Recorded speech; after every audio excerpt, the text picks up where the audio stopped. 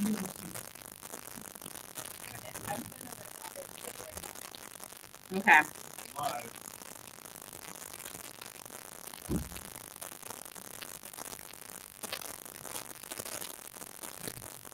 I'm live.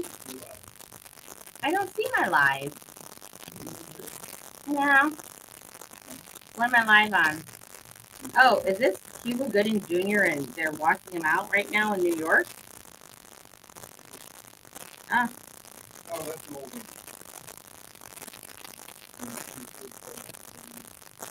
Oh, Cuba. Huh. I'm sorry his dad passed away. He was a very interesting man. Things with him when I was with the doctor. Okay, you're live on YouTube. You're live on okay.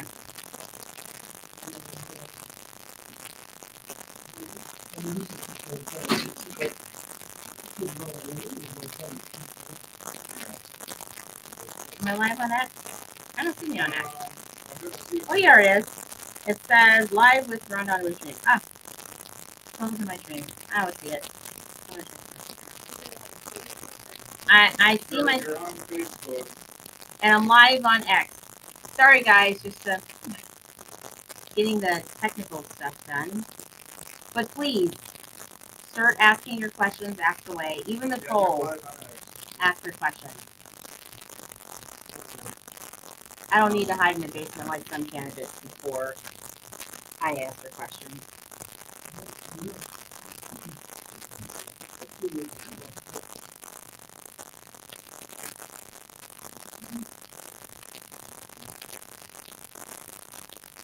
In this fantastic studio, actually in one day got me on and is completely came in early this morning to do this live stream because I think it's important that voters actually get to know their candidates one-on-one, not hide behind social media, not have their campaign staff answer their questions, but the actual hard questions and actually get answers from the candidate is very important. Normally people will say, I won't say any names, but I have no problem with calling people out. Sam Brown, who calls himself the lead candidate, has not been campaigning. His staff has been campaigning for him. He's been hiding in the basement like Joe Biden. And let's not talk about Jeff Gunter and his fake polling. That also is only campaigning on I'm 110% Donald Trump.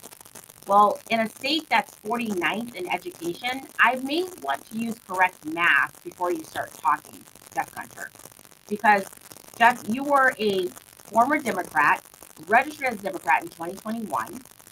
You donated to Mitt Romney and Liz Cheney, the biggest rhinos in this country, who witch hunted Donald Trump and wanted him impeached. How are you 110% Donald Trump?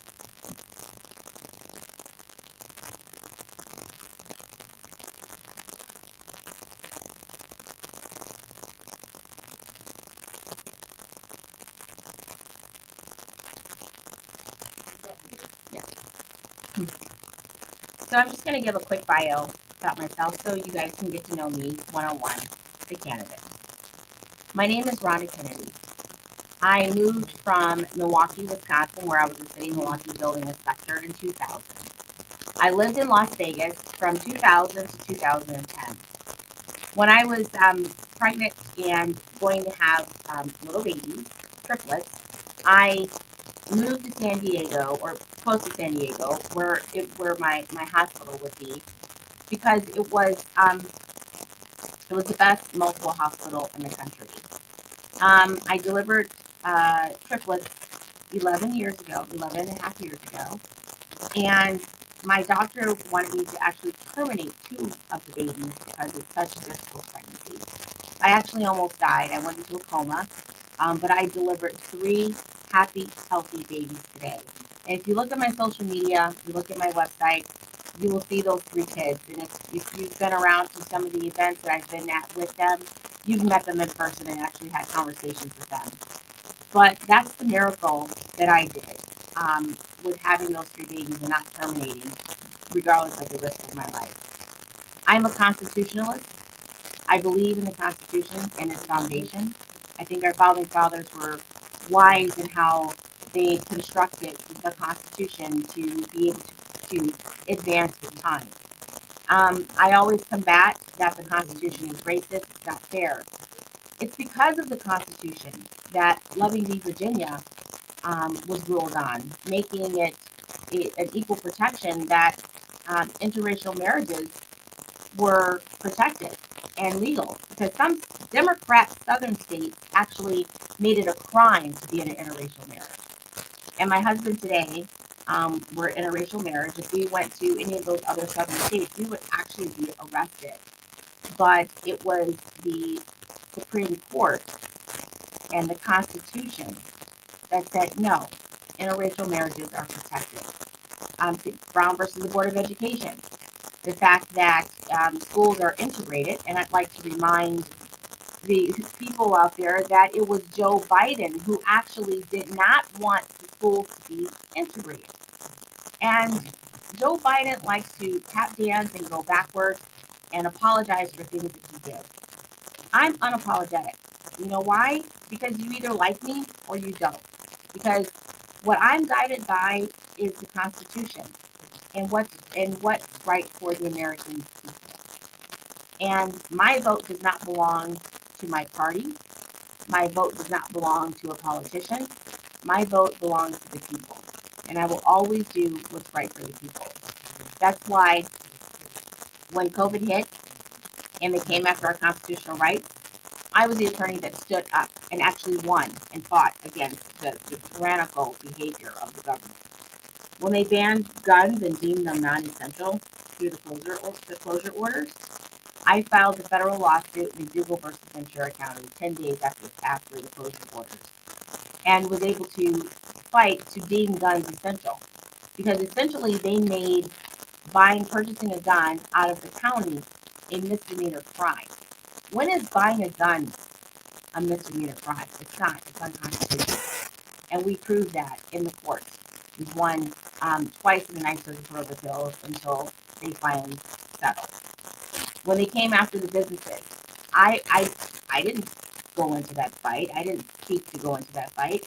It was the businesses who sought me out, because I did a favor for a friend, a supporter of mine when I ran for Congress, and they came to me in tears, saying that they had gotten served a restraining order, and the county and the state was looking for a restraining order against their business. It was a gym, and they didn't know what to do.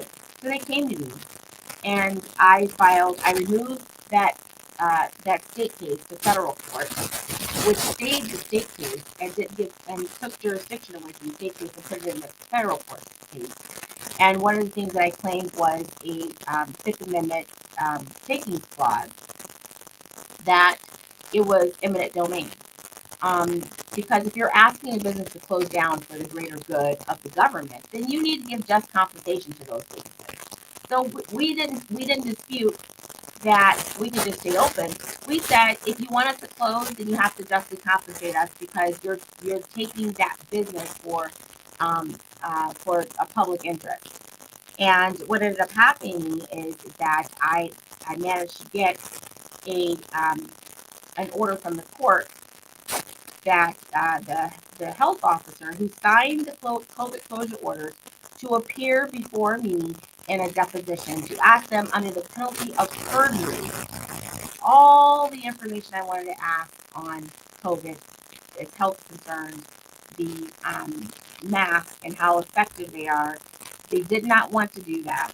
And so one day before the deposition, they dismissed the case against all the businesses. And that's what I do. I will always constantly fight for what's right, constitutionally. And when they tried to force back police officers, firefighters, and the military, I stopped it. I didn't have to file a lawsuit. They just didn't want to deal with me. Because what I did too is creatively, which I strategized creatively, these unions are optional. You don't have to join the union if you're a public employee.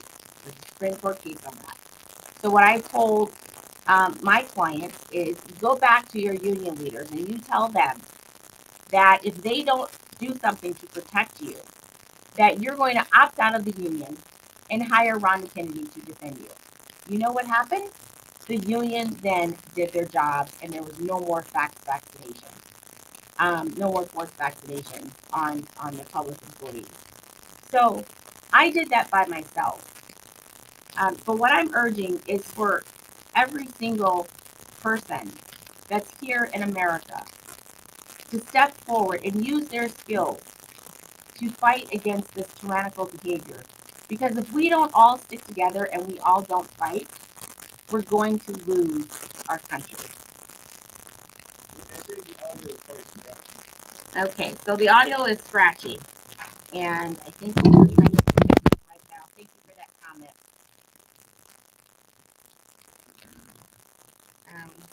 So please, does anyone have any questions? Even my trolls, I'm open. This is to get to know Ronda Kennedy, because voting is June 11th, and I'm not begging for votes. I'm not begging for endorsements. My job is to earn your vote, and I want to earn your vote today. So I've gotten a lot of people that overwhelmingly a lot of support where people have already said I voted for you, and other people that have privately DM me to say that they voted for me or that they have spread the word and other people have voted for me, and that warms my heart. I'd love to win the primary to go on to face Jackie Rosen, because I honestly believe that I am the only candidate that could beat the Democrats. I have a proven record of actually winning Democrat precincts. I have converted Democrats to Republicans who are now voting for me in the primary. And I think that the DNC, they're shaking in their boots, thinking that if Ronda Kennedy wins this primary, how are we going to deal with her? They've done it before. I know the DNC actually has a file on me. When I ran in 2020, they couldn't figure out how to handle me. I don't fit into their regular box, their regular go-to propaganda that we go to. They can't call me racist. They can't. I'm a woman, so let's talk about women's rights. Yes, I understand women's rights. I don't know when was the last time Jackie Rosen has had a child, but I do understand. I have 11-year-old triplets. I know what it's like to raise a family in this horrible economy. I know what it's like to be in a school system that's 49th in the nation. And when we talk about women's rights, and they want to talk about women's rights and abortion, I will boldly say that Planned Parenthood was started and continues for genocide. And as an African American woman, I don't understand why Planned Parenthood is primarily in the minority neighborhoods and why they pressure minority women to have babies, to abort their babies. There are so many options for having an unplanned pregnancy. I'm a product of an unplanned pregnancy. My mom had me when she was 16 years old. She could have aborted me at that time, but she did not. My grandparents raised me, and I'm here today with 6 children, a son who's married with 4 grandchildren. So had they terminated my pregnancy, that whole branch would be gone. Um, Okay, so we just got you on Instagram okay. because Restream wasn't doing it. So right now we have the alternate way. We have about 23 people on Twitter and Okay. about 4 people on Instagram. All right. Sound is fixed. Sound is fixed. So, are there any questions? Do we have any questions come in, guys? Let's see. What's the first thing you would do as Senate? What's the first thing I would do as Senate? I would reach out to my colleagues in the House and tell them that we need to impeach these federal judges that have violated their oath, particularly the J6 judge who has completely overstepped his authority and abused his discretion with the prosecution of January 6ers. I have two that I have successfully defended. I have another one that just came on, and I've assisted another one that was recently arrested. But this whole prosecution of J6ers and letting the 2020 rioters who actually committed insurrection, no one is being federally prosecuted in those cases. And then most recently, when the Palestinian Hamas terrorist groups were protesting in DC and actually climbing the White House fence, nothing was done. This is selective prosecution. It violates the Constitution. There should be equal protection and equal prosecution of anyone who violates um, a law, any statute. But we don't have equal protection. We have a question from Instagram. Yes. That says, what committees would you like to serve on? I would like to serve on the Judicial Committee and the Foreign Affairs Committee, because this foreign aid to other countries needs to stop unless we're getting something in return. We're giving foreign aid to countries that we're not getting anything back from, particularly with immigration, with illegal immigration. Yes, we need to secure the border, but also we need to have programs in place that cause self-deportation. I know people like to say we need to deport everybody, but with immigration laws and the Constitution, we have to have deportation hearings for certain illegals. And if we do that, that clogs up the immigration court system. And it's tax dollars that we have to pay to fund these courts to do the deportations. I think we should have more creative solutions that cause self-deportation. So if you're a country, like let's say Guatemala, Venezuela, or whatever, that has illegals here, then we're going to reduce your foreign aid by the amount of money that it takes for us to care for your illegal citizens, because they're citizens of this country. So we need to cut their aid. And if we cut that country's aid, the country will cause their citizens to self-deport. Another question from Daniel. This is, what will you do about the opiate pandemic and war on drugs overdoses? Wow. That's something that is very dear to my heart. I actually know good friends that have lost children to fentanyl overdoses, and I actually push. And I don't try and take credit for things, because I just do things that are right. But I pushed for the Narcan to be available to everyone, because the first few minutes of saving someone's life from an opiate overdose is giving them that Narcan injection. And you can't wait for the paramedics. You can't wait for the police, because a lot of times it's too late. So I push for that to be available in drugstores. And I don't know if everyone knows this, but it is available. You can get a Narcan pen. You can carry it around. You can save a life. But what I would do is I would hold these countries accountable. Now, fentanyl does come over the southern border, but where is fentanyl actually produced? This is China. China produces the fentanyl. It goes to Mexico, and then it floods over our border. So I would start with the source, and that's China. And the way that we do that with China is to have financial sanctions on China for manufacturing the fentanyl, and then also having financial sanctions on Mexico for allowing it to flow over the border. So that's what I would do. Is at first I would start with the source, because we can have law enforcement and that cracks down on the fentanyl sales and distribution, but at the end of the day, we need to cut the head off of the snake with fentanyl, and that's with China.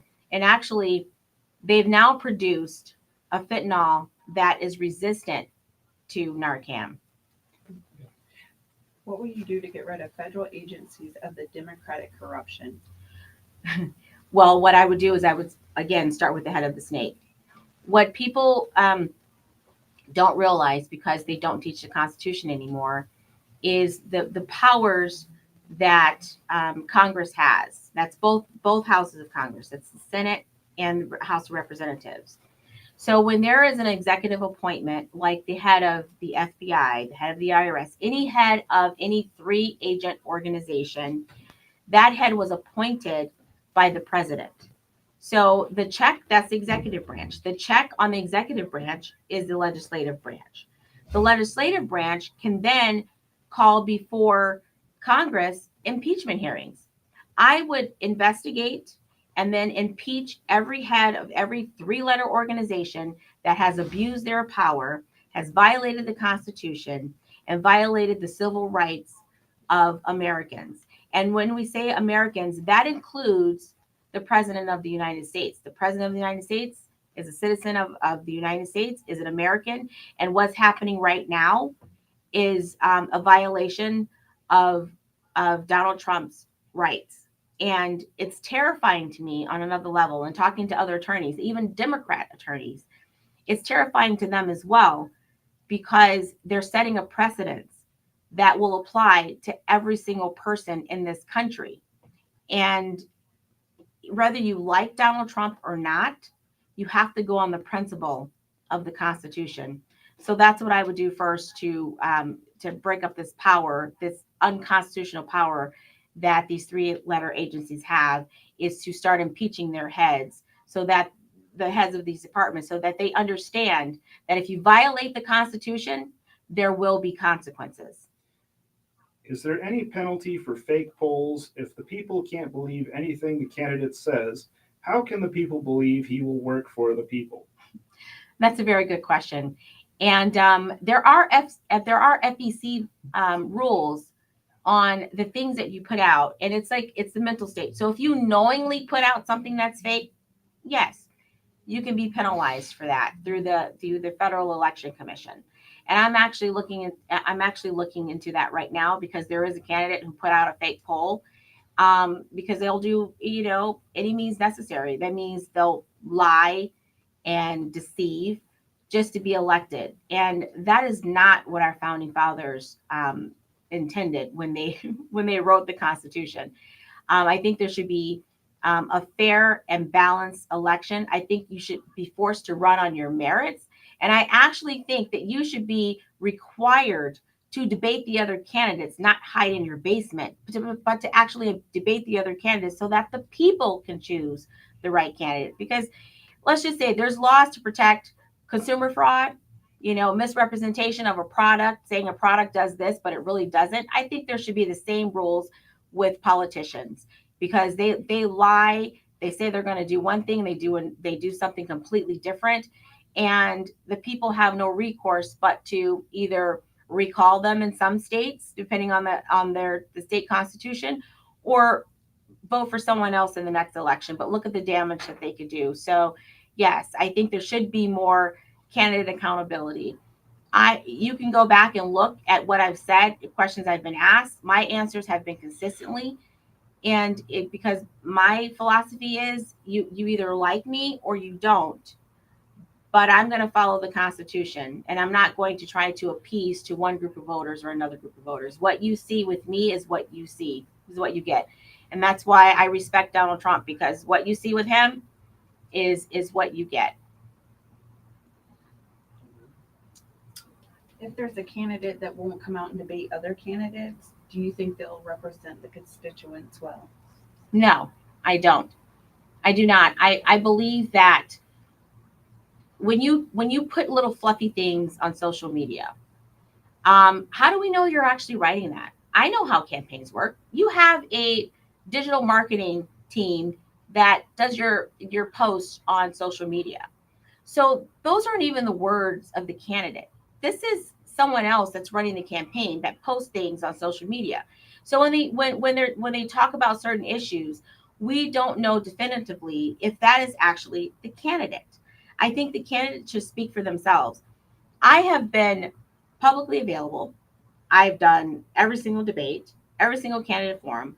I've been asked those hard questions. I've answered questions from trolls who actually don't like me, but I answer those questions because That's what a candidate should do. That's what our founding fathers did. So this campaigning from your basement that Joe Biden started that trend, and now Republicans are following it. I think it's a disgrace to the voters. I think they are underestimating the intelligence of voters, and it's insulting. So I was just going to call out Sam Brown. Stop hiding in your basement and actually come out and campaign and debate the other candidates. Um, Speaking about candidates, how do you feel about Stephanie Phillips? I think Stephanie Phillips has violated the 11th Amendment, Ronald Reagan's 11th Amendment, numerous times. The fact that she continuously attacks me, she attacks other candidates, instead of talking about her solutions, her how we all know the problems. We all know the problems, but what she does is she just talks about this is a problem and then attacks other candidates. Uh, let's hear your solutions to these problems. She has no substance to her campaign. Her whole campaign is attacking other candidates. I was quiet and silent for months until I was attacked by her directly on an interview that I was doing with America Matters. She posted her comments, but I'm like, just, you know, let's talk about this directly. And then so when she did the interview the next day, I posted my comments. What's your solutions? Oh, our problem is this. We need to hold these politicians accountable. Okay, Miss Phillips, how do we hold them accountable? We already know that we need to hold them accountable. We know the problems. Where are your solutions? And I think she has no substance. She has no solutions. She has no idea of how government and the Constitution works. And she attacks me because of my accomplishments, but my accomplishments came with sacrifice. If you're not willing to sacrifice for this country, for this state, then you should stay out of politics and go back to peddling your houses. That's what I think. Because at the end of the day, when this race is over, win, lose, or draw, I'm going to continue to fight for this Constitution, fight for the people. And right now, I'm fighting with Meta. My Meta has not been held accountable for anything that they've done, for censorship, to the hacking of accounts. But I'm holding them accountable right now, and we're in federal court in the Northern District of California, in federal court right now, and I'm battling Meta. That is going to make an impact and a difference in everybody in America, not just myself. And that's what I look at. But I don't think Miss Phillips has the heart, the guts, the courage to actually fight, because she can't even face me. I asked her for a one-on-one debate. You know what her reply was? I can't do it right now. I have to prepare. What's your preparation? Googling things and just, getting your notes together so you can read from your notes in a deposition.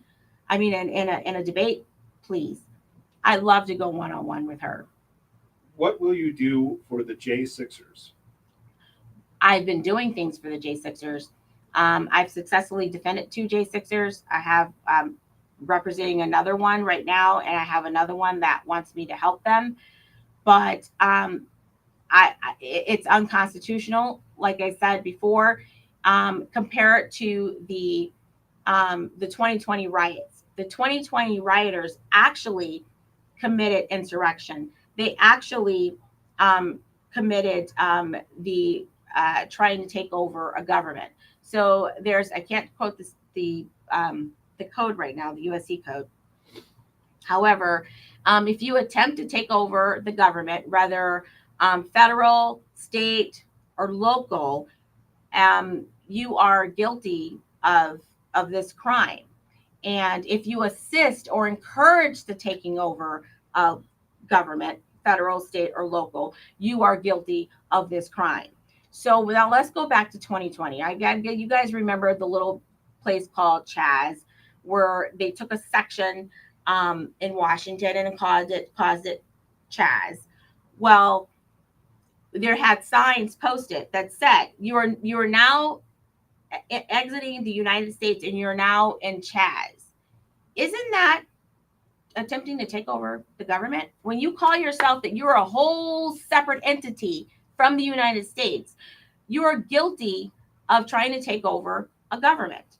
No one was charged. As a matter of fact, Kamala Harris, a California attorney, and was our, the attorney general and DA for San Francisco, was actually putting up bail money to bail these people out. However, where the AG failed, and I wish Trump would have had better advisors, where the AG failed, General Barr should have been like, okay, well, you bailed out of state jail, you go out, the feds could immediately arrested them and charge them federally under the attempting to take over a government and also insurrection. But no, those people got charged.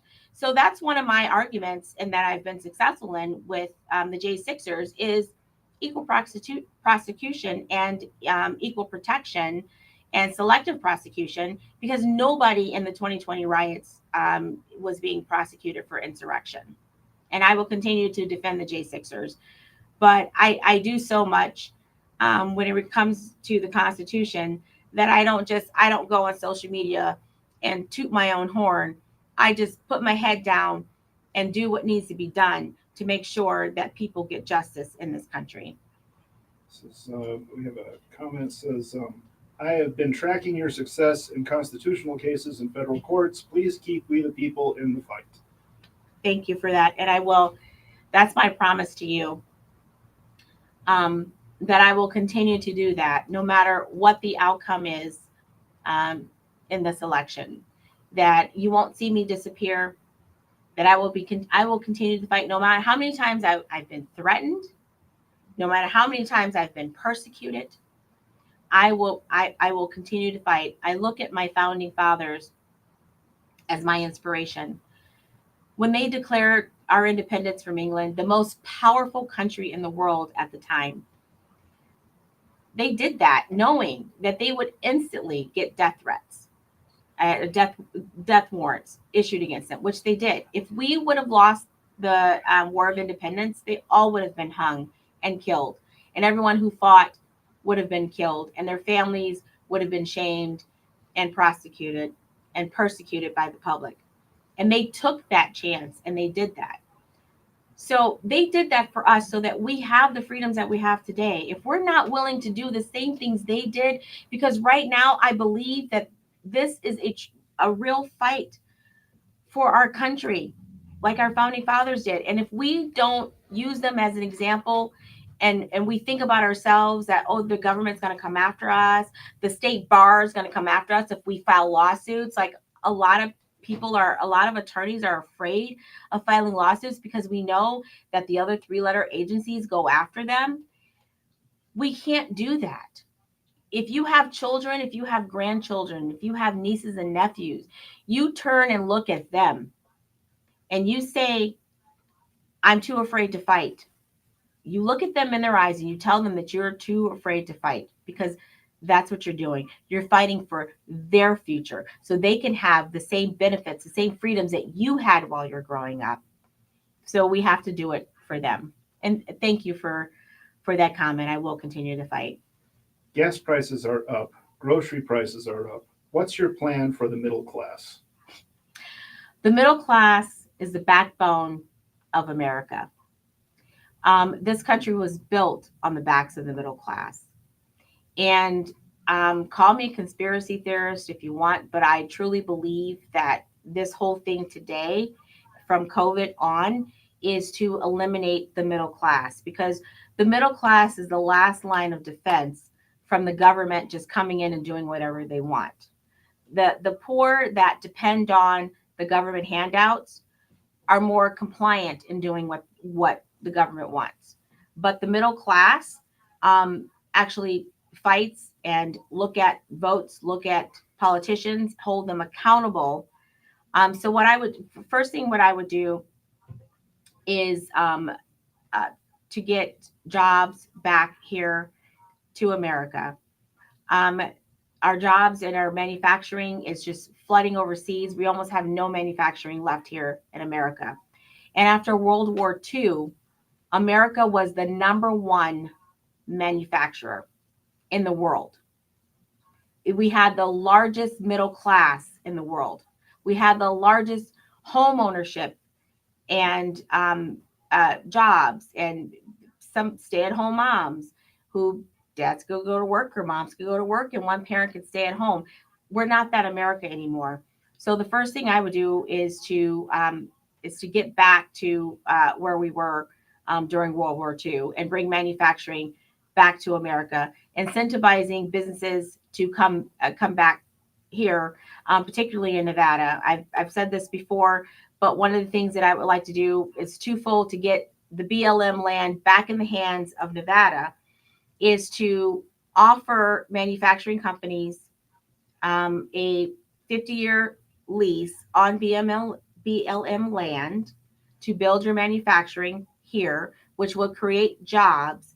And at the end of that 50 years, they have an option to buy that land, which would then put that land back into the hands of Nevadans.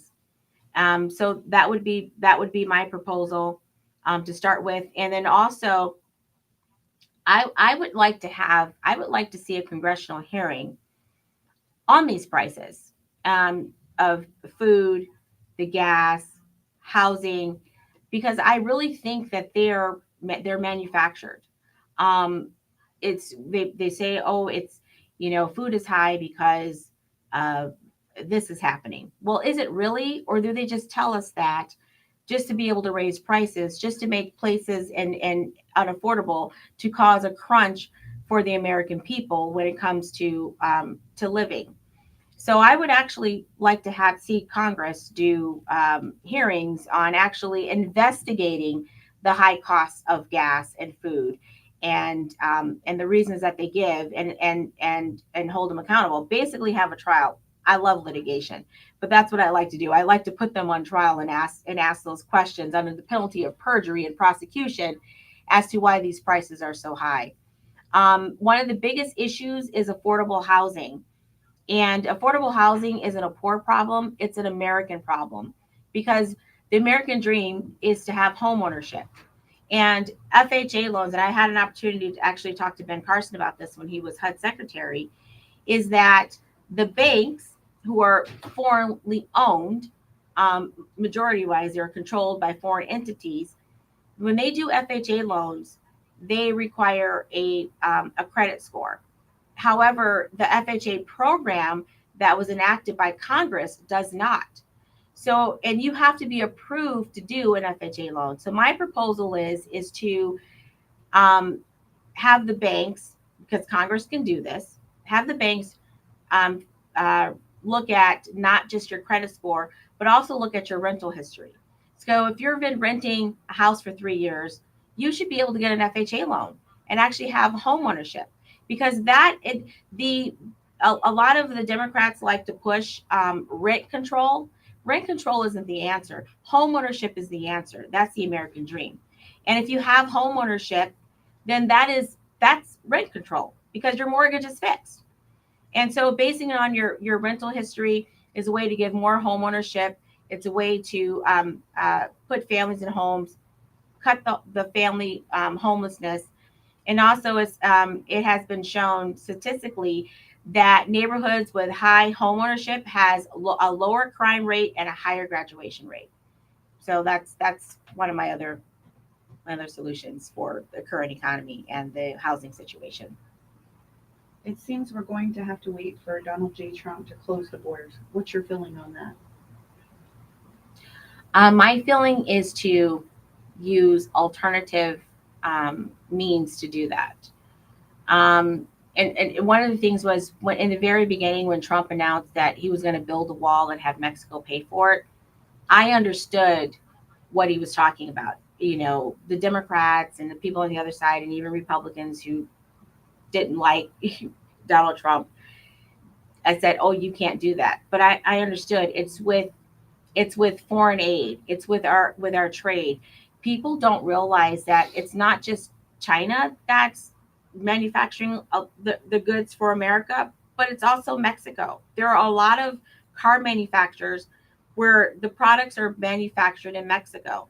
Our fruits, our produce, that are being grown in Mexico and then imported into the United States. So those are all trade agreements, and then also our foreign aid to Mexico. I mean, we train and pay for training for the Mexican military army. We give them a lot of money. So if you want us to continue to give you money, not put higher tariffs on your exports to the United States, then you need to help build the wall. And they do, and the funding comes from restricting that aid. The funding comes from higher tariffs from Mexico. That's how Trump was going to get them to build a wall. He wasn't going to directly say, "Hey, you guys build a wall." The money was coming from the various funding that goes to Mexico, that the imports into the United States from Mexico. So the United States has become um, the fat pig to the world. Everybody feeds off the United States. Every country feeds off the United States. We send billions and trillions of dollars out to other countries, and yet Americans here in the States are suffering, and homeless veterans on the streets. That's wrong. So if um,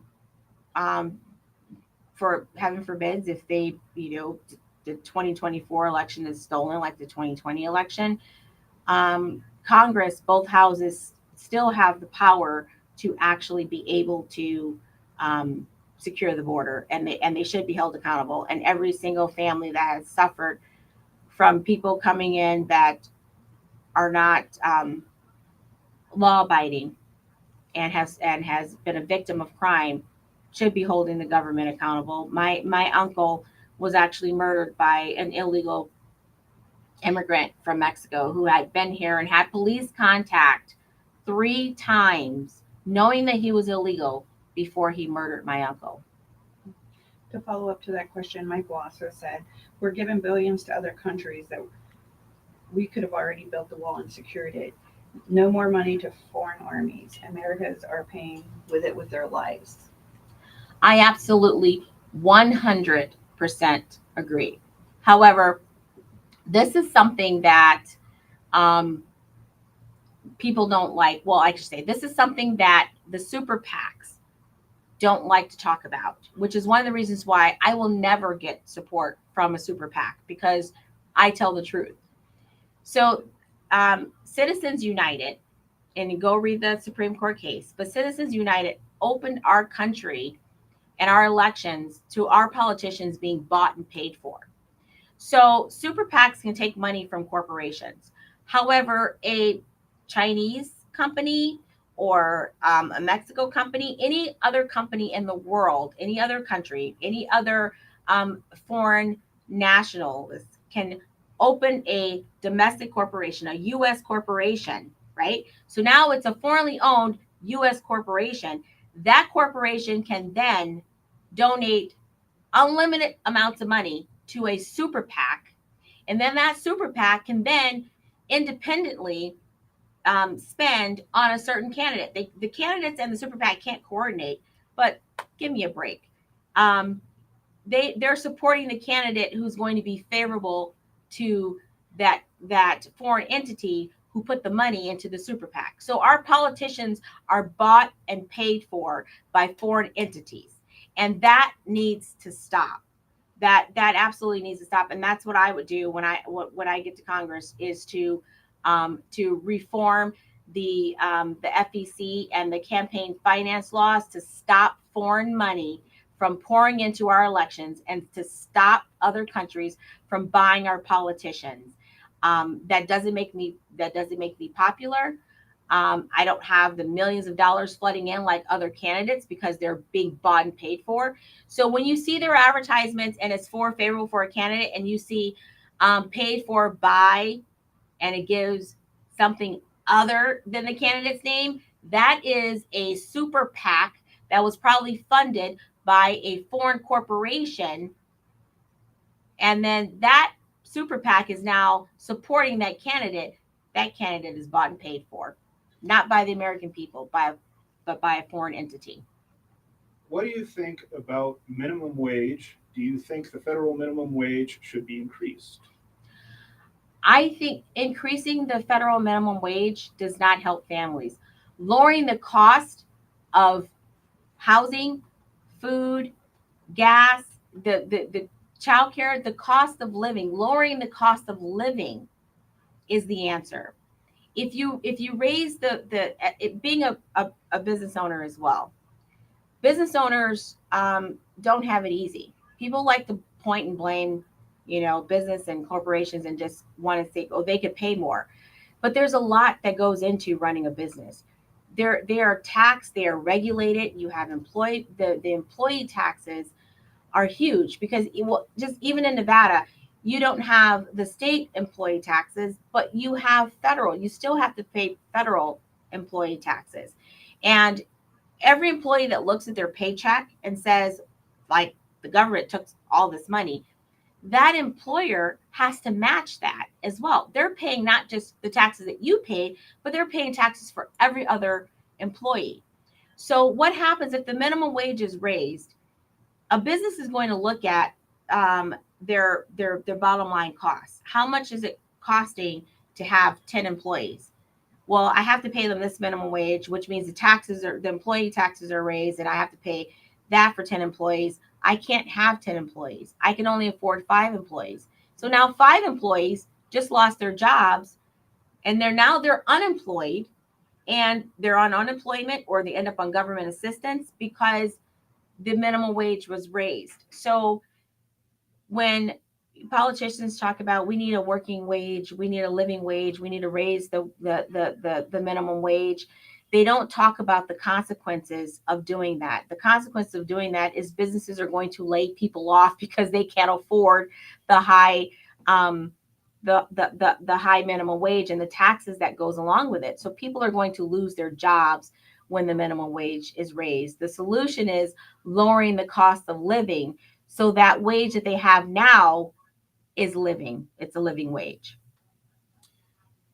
Why is it a crime to pay hush money for Donald Trump? Politicians have funds set aside specifically for hush money. So this is the thing. It's not hush money. It's called a confidential settlement. People and lawyers do it every day. It's a confidential settlement. You can settle something and have a confidentiality clause that this cannot be discussed or revealed or whatever. That is not a crime. So, what the media likes to do, because I guarantee you look at the charges, which I have, there's nothing in there that says hush money, because hush money is just a term that the media came up with and then people repeat it. It's not hush money. It's a confidential settlement, and confidential settlements are legal, which is why they they manufactured the whole. It was to cover up another crime. It wasn't to cover up another crime. First of all, what's the underlying crime? They claim that the underlying crime is election interference. Okay, but the department that actually prosecutes and handles election interference, it's not the state, it's the feds, said that this was not an FEC violation. So now, how do you, as a state prosecutor, now claim that something that the agency who actually wrote the rules says was not a crime, turn it into a crime? It's so unconstitutional and so confusing to most laymen's, but it really to attorneys. I mean, I don't get it. It's hard for me to comprehend how they bootstrapped all of these things together to get around the statute of limitations. And I get people all the time who are friends that call and ask me this because they don't understand it either, and I have to explain it to them. But hush money is not a crime. It's called a confidential settlement. It happens every day. The Clintons did it. The Bidens did it. Everybody has done it. They've settled a case or something that they didn't want to. It's like let's go to the sexual harassment, and you're a famous person. Someone accuses you of sexual harassment. You didn't do it. Do you want to go and fight it in court? Have it all be public? Have it just, people judging. Even if you are innocent, you're found innocent, you get a favorable verdict, but people are still going to talk about it. So you may settle it even if you're not guilty, or you didn't commit that civilly. You will settle it because it's a costed analysis. How much would it cost to fight it? How much would it cost to settle it? So a lot of times litigation costs more than just giving them a settlement money. And so they call it a hush money, but it's not hush money. It's a settlement, and it's perfectly legal in America. It happens every single day. I guarantee you there's probably 20, 100, 1,000 settlements going on right now. And if it's involving two private parties, you can make it confidential. If you're suing a public entity like the government or state government, local government, whoever, that settlement is not confidential, because that is being actually settled with the people of the United States, or the people of that state, that county. So that becomes public, and it has to be approved by that government entity, and it has to be publicly put out there to the public, because it's a public defendant. Here, it's two private people, entities, that did a confidential settlement. So there's nothing illegal about it, and it's not hush money. It's a confidential settlement. Very good. Why does the left keep scaring senior citizens to vote left over their Social Security? Because the left knows how to use fear. And we should go back again to our founding fathers, Ben Franklin, when he said, those who would give up their freedoms for a little bit of security deserves neither. You don't give up your freedoms out of fear. And this the same thing that happened during 9/11 with the Patriot Act. And I as a constitutionalist, when I saw how quickly the Patriot Act was passed out of fear, it was terrifying to me, because when you actually read it, and I'd have to say that the J6ers who are thrown in jail and just with, no contact to the outside world or anything, they're doing that under the Patriot Act.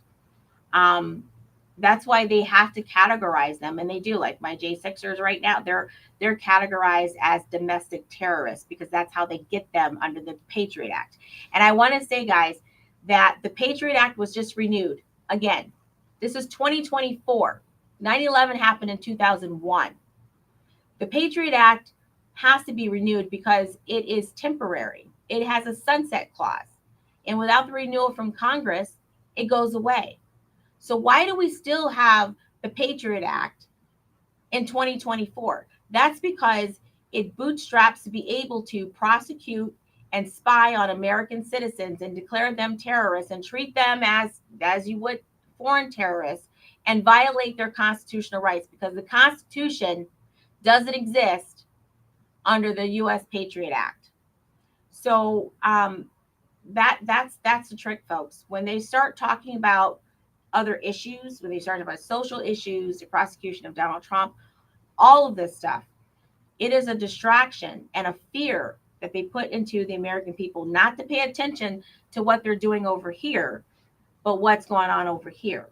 So while we were talking about the prosecution of Donald Trump, while we were talking about the same-sex bathrooms, while we were talking about transgender sports, while we were talking about all of that, Congress, both houses, was passing the renewal of the Patriot Act. They were passing the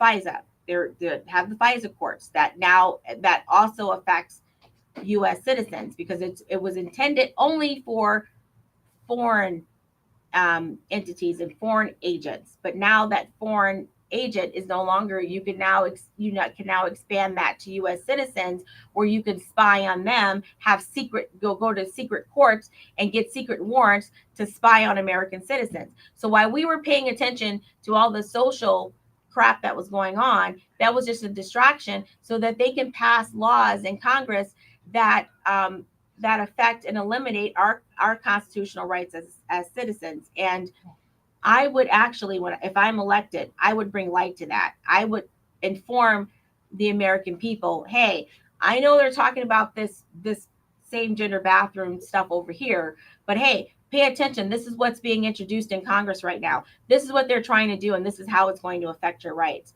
So I think that informing the senior citizens, giving more support and help to the senior citizens, and taking that fear mongering mentality that the left does away from them and neutralizes that will give senior citizens hope and look on both sides in regards to when it comes to elections. I was up north in Reno, and during my time before the dinner I had at Nevada Policy, I went to Catholic Charities. There's a long line for the food pantry, and I talked to the people in line.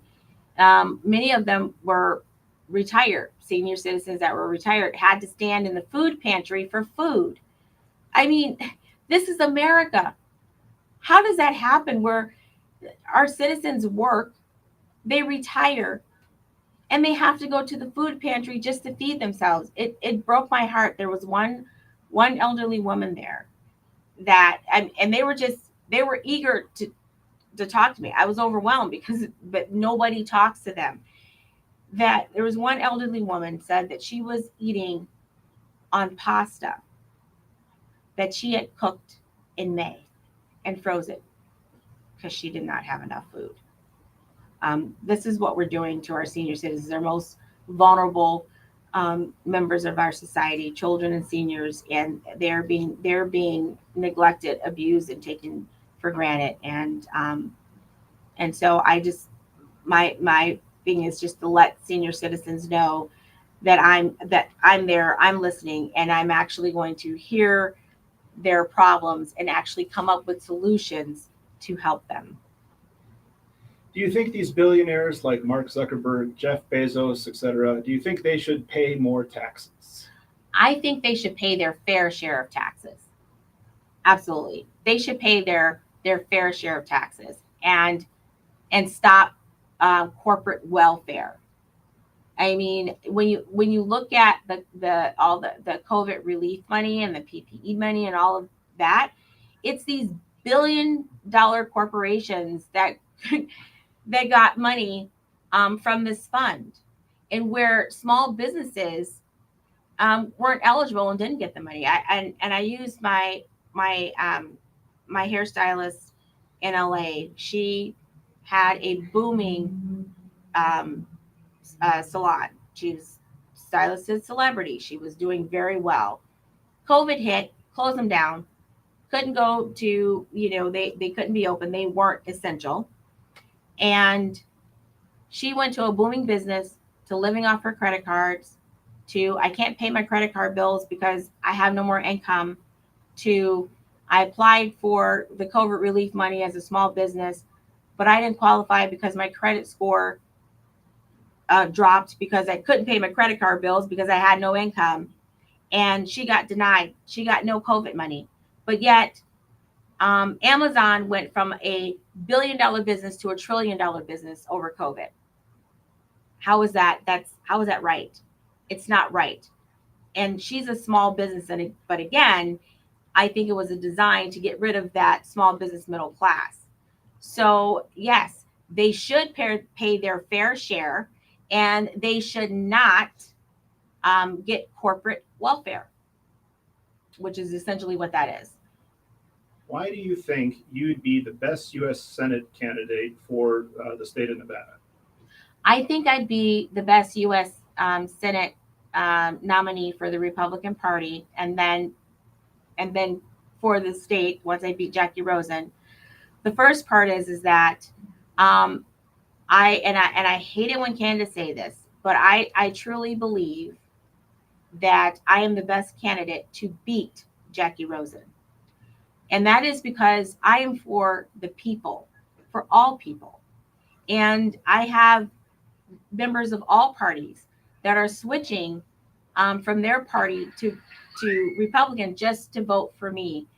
And I am the uniter of Americans. I am the uniter of Americans that go against the establishment, because we have to remember the Democrat establishment and the Republican establishment is two sides of the same coin. There are patriots and fighters, and I'm a patriot. I'm a Republican because I've been a registered Republican my whole life, because my family, my great grandfathers both were in the Civil War, ran away from their literal Democrat plantation. So I refuse to join a party that enslaved my family and has fought against America. Um, but I'm about America, and I understand all problems. I understand social issues, because there really are social issues in America that should be addressed, but they're also manufactured by the left, and many people don't know that they're manufactured by the left. Our prison system is just created another slave labor, which a lot of people don't know, is the fact that manufacturers and even um, billionaire Bloomberg, used prison labor in his campaign when he was running for president in 2020, because they paid them 25 cents a day to work in these call centers, in these manufacturing places in prison. And a lot of Democrats and the establishment, both sides of the establishment, try to divide on that issue. But when you look at it, why is Bloomberg get to use prison labor for like really nothing? Um, because he has supported and invested in prisons. Prisons should not be a business. Prisons should be used for punishment and rehabilitation, to enter back into society and be a productive member of society. It should not be used for labor forces, for majority of Democrat companies who then donate to the different politicians who support the prison system. My thing is like, I know this might be a little off topic, is for that prisoners, if you're going to work, if you're going to be Ford, who has manufacturing companies, facilities built next to prison, so it's easier to get there for work. If they're going to do that, then they need to give them at least minimum wage, because if they're getting minimum wage, they can send that money back home to their family, take care of their kids, or pay their restitution. If they were ordered restitution to pay their victims, they can actually pay because they're working, and their families don't end up on welfare, where the citizens of the United States are paying to take care of their kids, because they're in prison. They have a working wage that they can send home. They can take care of their own kids. They can pay their restitution. There should be a working wage. So I think that I would be the better U.S. Senate, because I have better solutions, and I see the problems. And when I see a problem, I come up with a solution that not holds back America, but actually progresses America forward to be the great country that our founding fathers intended for us to be, and the great country that we were after World War II. Okay. One more. Well, you kind of answered this already, but somebody asked, do you support the regulation of indirect campaign contributions from corporations and unions? Yes. All that we broken up. And I know this is not going to make me very popular with unions, but the way that unions are formed, okay, unions, having a union and having employee representation, that's one thing, right?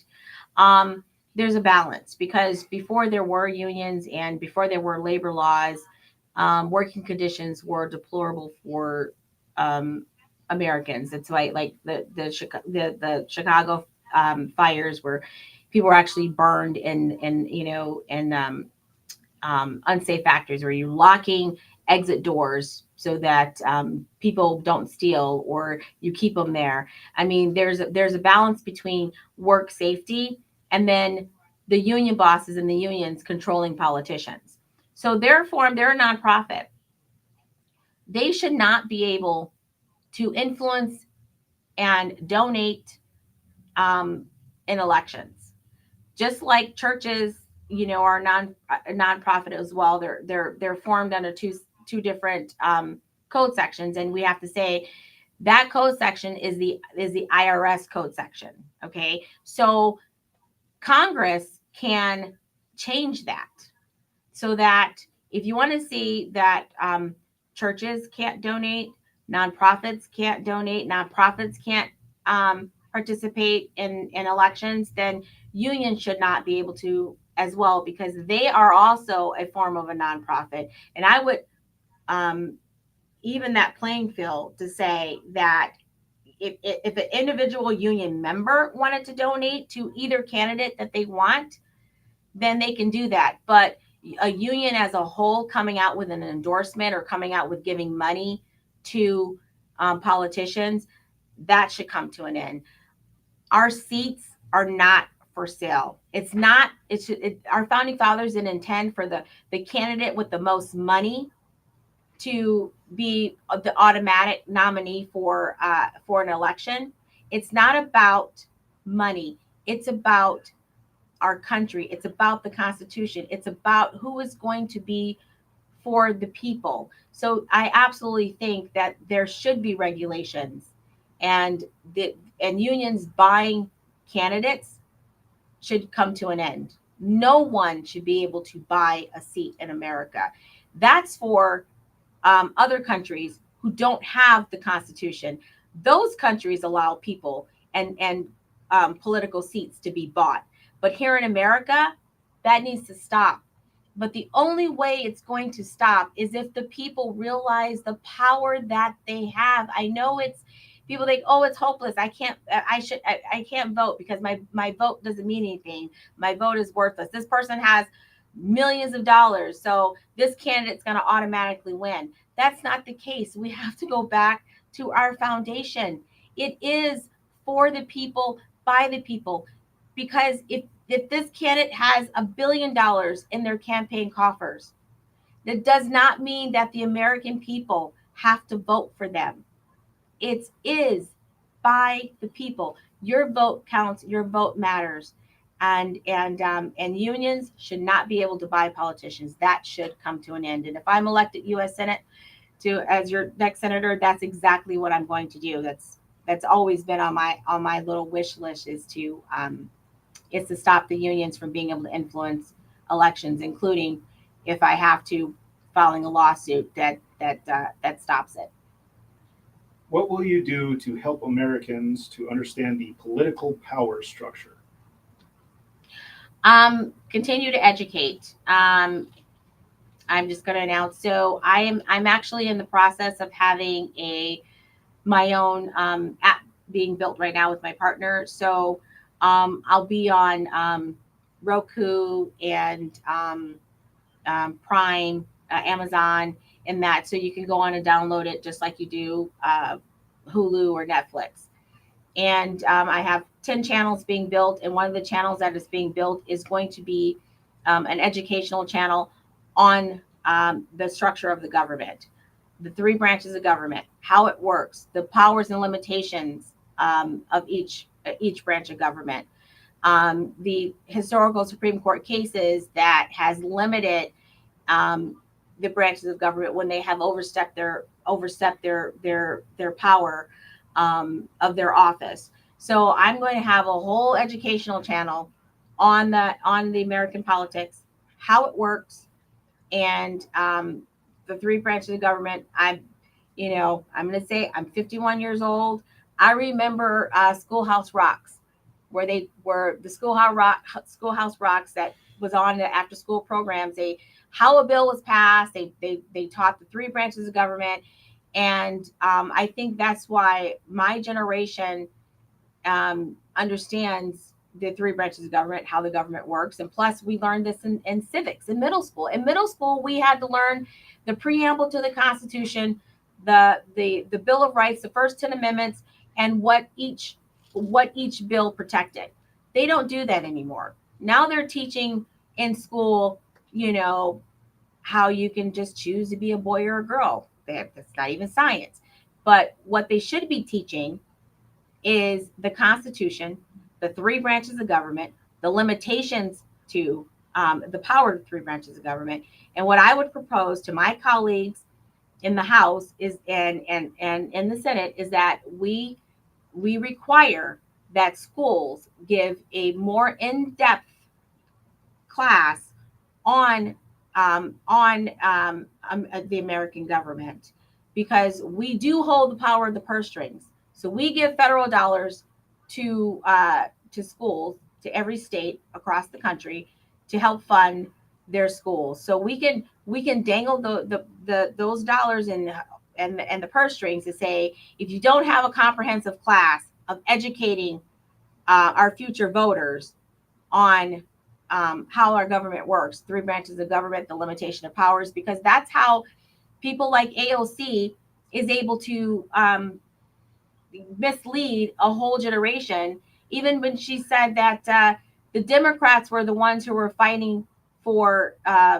ending slavery, she completely changed history and had a whole group of a generation of people believing her, because this stuff wasn't taught in school. So yeah, so that's what I would do. I would dangle the purse strings, federal funding to require people to actually be educated, and then I'm also independently doing it through my app, because I don't believe waiting for the government to solve our problems. We as citizens have to stand up and do that as well.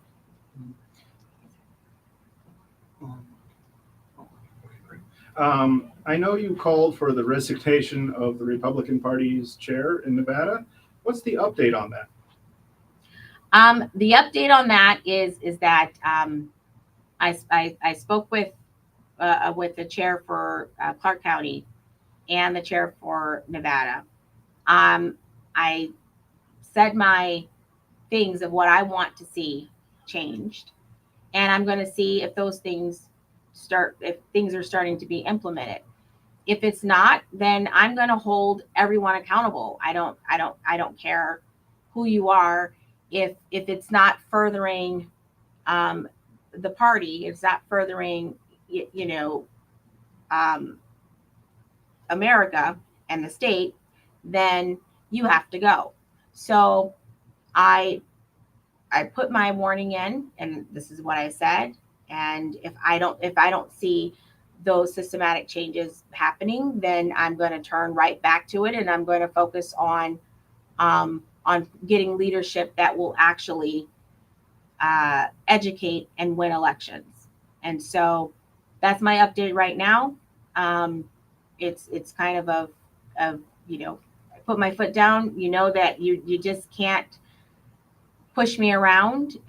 If you're wrong, I'm going to call you out on it, and I'm going to hold you accountable. So right now I'm holding them accountable, and we'll give them an opportunity to actually make those changes. And if I don't see it, then I will turn my focus back on making a change.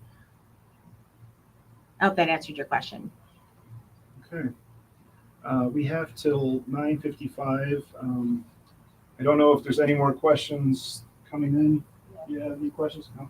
Okay, so I'm going to just say this, that I'm going to say that I hope that I have earned your vote today, and that you will consider me to represent you to be your next United States Senator.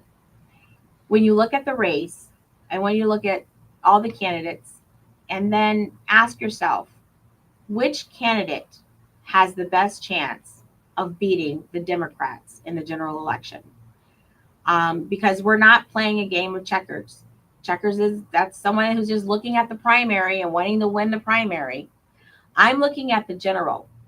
Who can actually beat the Democrats? Because I can tell you right now, our current self-proclaimed leaders and nominees and gonna win this and beat that, they don't have a chance. Sam Brown doesn't have a chance to beat Jackie Rose and the Democrats. They're gonna eat his lunch. Jeff Gunter, he's gonna be destroyed. Who's gonna vote for him? How many crossover votes is he going to get? He says he's 110% pro-Trump. That's fine. I'm pro-Trump too. I bought the domain names America for Trump in 2011. But I'm not running on I'm pro Trump. I have my own substance. I have my own merits. I have my own ideas. I have my own fight for America. I'm running on my own merits. I have substance to myself. And the Democrats are terrified of a Ronda Kennedy versus Jackie Rosen. They know that a Jeff Gunter versus Jackie Rosen, they won that seat. A Sam Brown versus Jackie Rosen, they won that seat. Even a Tony Grady versus Jackie Rosen, they won that seat because I have already proven that I can win Democrat precincts. I have done it before. I won Democrat precincts against the incumbent Democrat, which means that more people in that precinct that is Democrat, customarily won by Democrats, I won them. And I can do that in this U.S. Senate race because I'm a uniter. I'm not a divider. And I don't give in. I don't change my views. I don't flip flop. It is what it is. And even the fact that, I publicly say and always have said that I support and Donald Trump, he's the best for this country. I say that right in a Democrat precinct, and I explain to them why I believe that. I'm able to get that message out because when they look at me and I look like them and I've experienced the things that they've experienced and I explain it why I support Donald Trump and I educate that the Joe Biden crime bill is the one that's incarcerated more minorities than anyone. Um, and when I explain that Trump enacted the First Step Act and explain what it is and about the Platinum Plus plan to help minorities get business ownership. But as soon as Joe Biden got in office, he killed it. Why? Because he does not want the minority community to be independent. He doesn't want to see the minority community have generational wealth because he wants to keep us enslaved so that they can have guaranteed votes. But no, Donald Trump has worked tirelessly to free the minority community from the hold that the Democrat Party has. And I'm the messenger that has communicated and will be able to continue to communicate that message, not the people that they're putting up right now. And when it comes to women's rights, I am a woman. I have 11-year-old triplets. I faced the whole termination issue. I've done that. And I can ask that a hard question to Jackie Rosen. You're talking about women's rights. Explain to me why you have Margaret Sanger's death clinics majorly in minority communities and the federal government is funding them. Explain to me why the Black community is now at 8% because the majority of Black babies are being aborted, funded by the Democrat Party. How do they explain that? Those are the questions that I will ask Jackie Rosen. And what will be her reply? I'm curious to know how she will reply to that, how the Democrats will explain that. But that's the question that they want to ignore. They always say that Donald Trump's gonna stop. He pushed for the overturning of Roe v. Wade. That's the Supreme Court. What does Donald Trump have to do? That's the executive branch. The Supreme Court said it's a state right. So Donald Trump didn't say abortions were illegal. He influenced the Supreme Court to say that. The Supreme Court said it's a 10th Amendment issue. It's up to the individual states, not up to the federal government. That's what that ruling was. And Democrats like to twist it. But knowing the law, being an attorney, I can explain that properly. So, I mean, this is my last push. Elections are on the 11th. I'm having a watch party. You can look at my social media for the watch party on June 11th. But I am asking for your support to give me a chance to actually do a blow to the Democrat Party and show them that we are all united as Americans against the establishment of the Republicans and against the establishments of the Democrats. Because at the end of the day, we all want the same thing. The everyday average American, we all want the same thing. We want to raise our families. We want to be able to afford to raise our families. We want to go on vacation. We want a decent education for our children. We want we want to further and see this country flourish as our founding fathers intended. We all want the same thing at the end of the day. Let's not let the established and the elitists divide us. So I'm asking Republicans, if you're a registered Republican, vote for me on June 11th. And if you're registered as any other party, you can still go in that day of the election, change your party, and vote for Ronda Kennedy for the United States Senate, because I will have your back 100%. Thank you. And if you can't vote, donate so that we can continue to get the message out all the way to Election Day. That's right. I always do that because for me, yes, you need money to run a campaign, but I'm always from my heart. And I always got to ask for the donations, Rhonda. So yes, please, if you can, donate to the campaign so that we can do this last digital push and to get the message out there. I'm also lining up to bring people to the polls to actually vote and register to vote, change their voting registration to vote for me. And remember, a vote for me will also ensure that we can actually get um, more votes in the general. So thank you. I'm Rhonda Kennedy with much love to Nevada and to America. Thank you for being and watching me today. And share this on your social media. Thank you.